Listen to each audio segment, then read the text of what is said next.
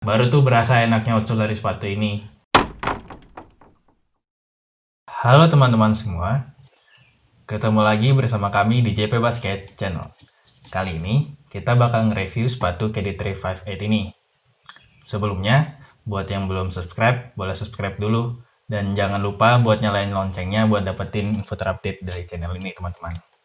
Nah, lanjut, bakal seperti apa performance review dari sepatu KD358 ini? Tonton video ini sampai habis ya.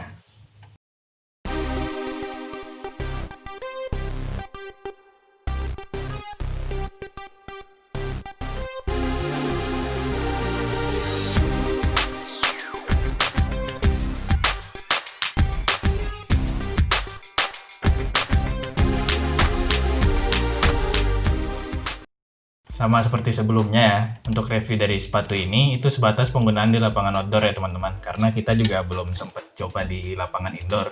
Jadi untuk pembahasan di lapangan indoor kita skip dulu ya teman-teman. Oke, langsung aja kita mulai yang pertama dari segi traksi. Jadi, material outsole dari sepatu ini tuh berasa keras banget sih waktu pertama kali dipakai. Bahkan awal-awal kita pakai di lapangan tuh sempat beberapa kali berasa slip gitu teman-teman. Nah, yang kita rasa ini disebabkan dari material outsole yang masih kaku itu tadi. Tapi setelah berapa kali kita coba pakai, material outsole itu udah mulai melunak, jadi nggak kaku lagi kayak di awal gitu. Nah, baru tuh berasa enaknya outsole dari sepatu ini. Jadi buat kalian yang kepikiran untuk memiliki sepatu ini, nggak usah kaget kalau di awal agak berasa selip gitu. Sering-sering dipakai aja, nanti juga berasa tuh kalau outsole dari sepatu ini tuh berasa enak banget, terutama untuk di kelas sepatu budget ya teman-teman.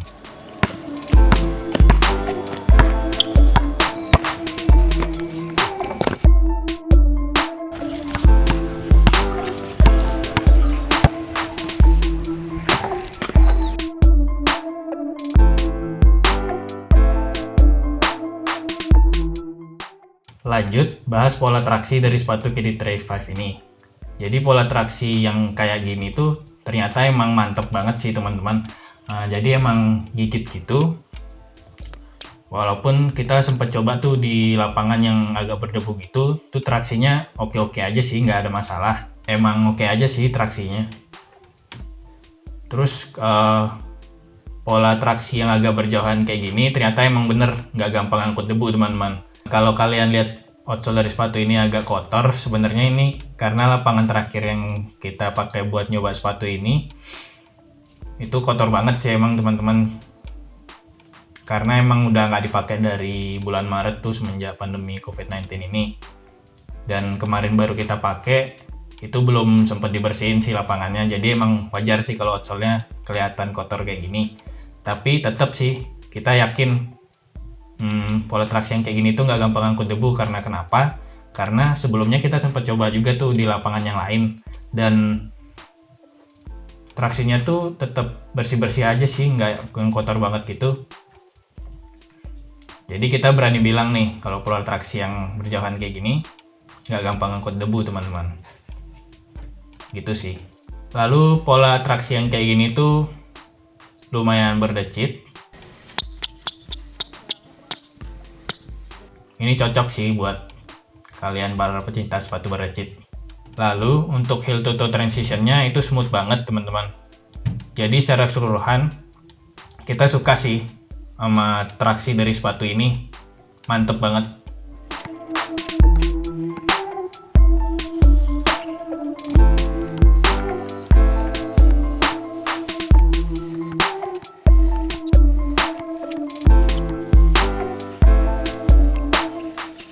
Lanjut bahas cushion dari sepatu ini. Nah, ini nih yang kita suka.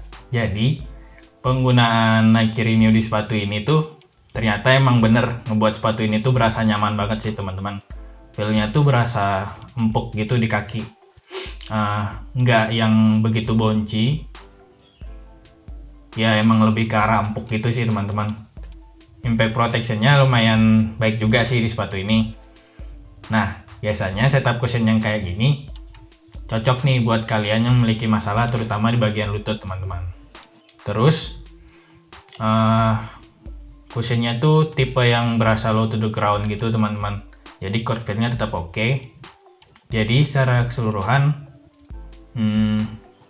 untuk sepatu budget dengan cushion yang berasa nyaman kayak gini, oke sih menurut kita.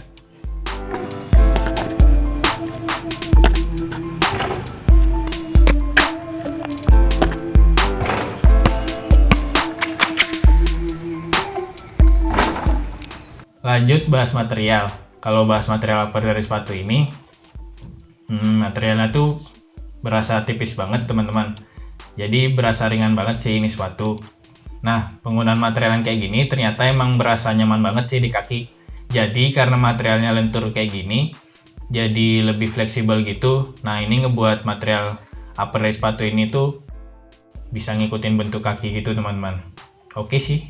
Terus material ini termasuk yang zero breaking time teman-teman. Jadi langsung berasa nyaman aja waktu pertama kali dipakai. Lalu untuk bagian lidah yang terbuat dari foam kayak gini, ternyata emang bener sih mirip kayak yang ada di KD13. Jadi berasa empuk gitu teman-teman, berasa nyaman gitu di bagian lidah ini. Nah, jadi nggak yang berasa ganggu gitu. Lalu untuk material talinya itu oke-oke aja sih, nggak yang mudah lepas gitu. Terus untuk padding di bagian collar ini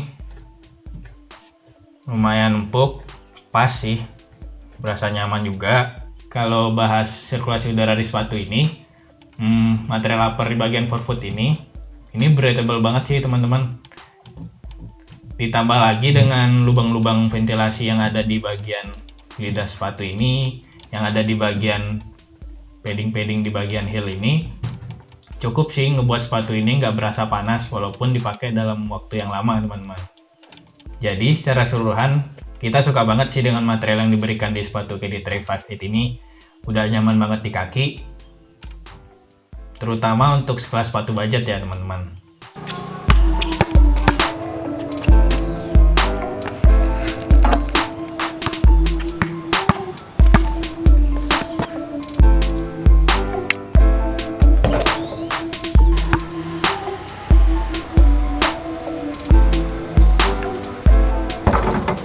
Kalau ngomongin fit dari sepatu ini, sebenarnya menurut kita fitnya tuh true to size ya teman-teman. Jadi untuk lebarnya itu menurut kita udah pas. Mungkin di panjangnya bakal ada sedikit bagian yang kosong nih di bagian ujung dari sepatu ini. Tapi ini menurut kita malah jadi hal yang bagus sih, karena kan malah nggak enak tuh kalau pakai sepatu yang mentok di bagian depan sini. Jadi emang menurut kita ruang di bagian depan ini nggak bakal ganggu sih, karena emang kanan kirinya tuh udah pas banget sih teman-teman. Dan untuk tipe kaki lebar menurut kita bisa naik setengah atau satu size, tapi untuk amannya bisa dicoba langsung ya teman-teman.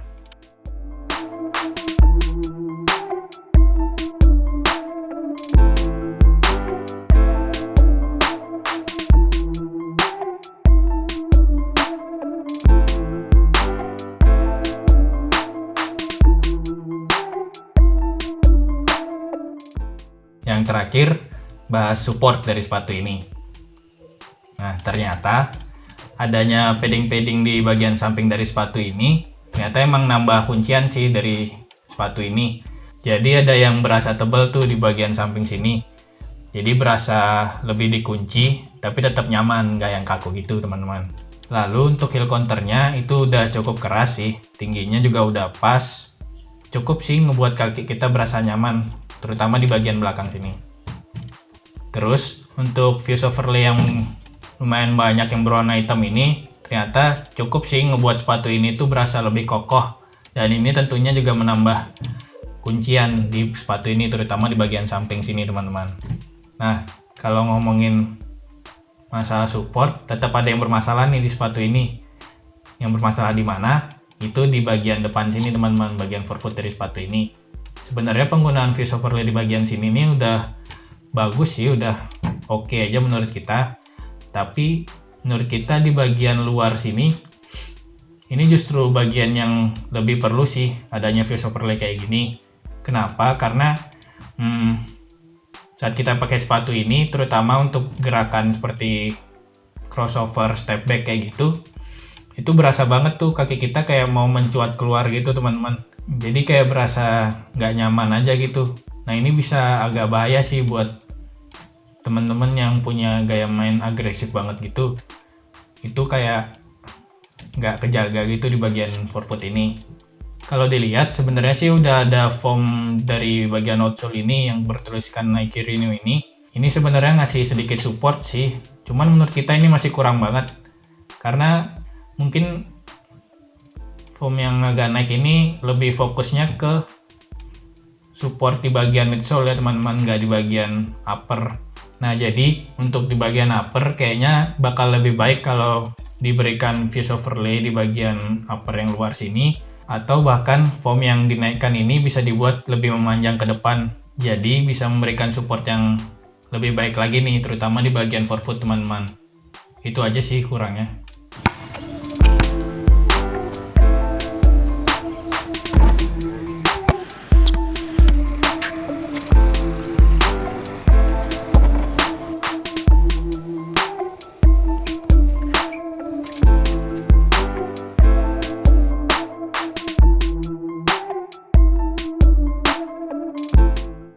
Oke, secara keseluruhan, seperti yang udah kita bilang di video sebelumnya, kita suka banget nih dengan siluet dari sepatu ini.